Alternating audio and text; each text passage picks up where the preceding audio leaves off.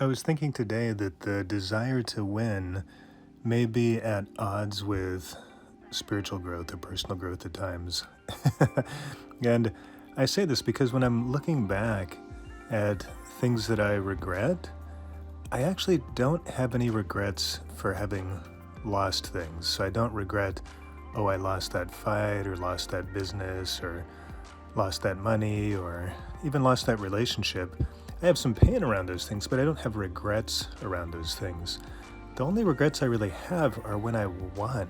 So when I won an argument by being mean or overpowering the other person to the point where they're in tears, I have some regrets. I wish I hadn't done that. That was I was causing pain, and it's interesting because I think I learned early on that winning was the goal, and more than truth, more than compassion, more than personal growth, just maybe that's the American dream, that winning was the goal.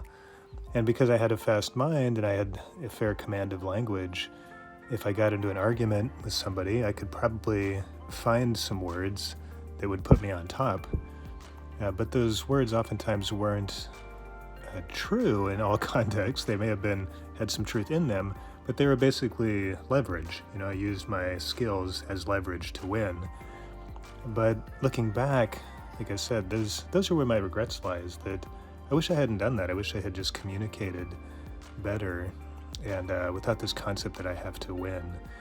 And the nice thing now, kind of looking forward and taking this forward, is that I notice this sometimes. Like even today, there's this little situation with Isami where something happened, and words were forming in my mind that if I said them would make her feel guilty. It was actually something silly. It was just that we had an avocado every morning, and this one had been in the refrigerator instead of out, so it was a little too crisp still. And my mind wanted to say, oh, that's because you said we were leaving on vacation today, but you made a mistake and actually we're leaving tomorrow. And that's why I didn't put the avocado out, and that's why it's hard today. So basically, I wanted to say it's not my fault and then make it her fault. But thankfully, before I could say it, I could see the energy, and I noticed, one, it's not true. That's not why. That's not why I didn't take them out of the fridge. And two, why would I do that? What's this need to, be right or to win? Instead I just said, oh yeah, I kept it in that fridge for too long, so it's hard. Just that's the truth. No problem.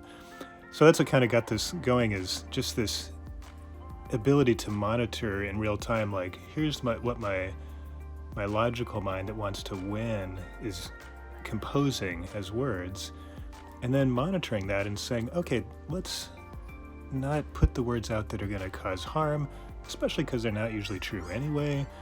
And then kind of looking at myself and saying, oh, what's really important to me? What's important is love and having a good relationship, and not winning. It doesn't really matter if I win all the time. And that's why I was looking back saying, I don't even have regrets for the times I didn't win. I only have regrets for the times where I was mean. So carrying this forward, I think we can all start to be more aware of the things we're about to say, especially when we're feeling driven by being right or driven by winning, and then just second guess ourselves a little bit and say, maybe I want to say something else. Maybe I want to say something more kind. Maybe there's no problem here that I need to be right about. There's nothing that I need to win at. Maybe I can just be honest and move on with a happy day.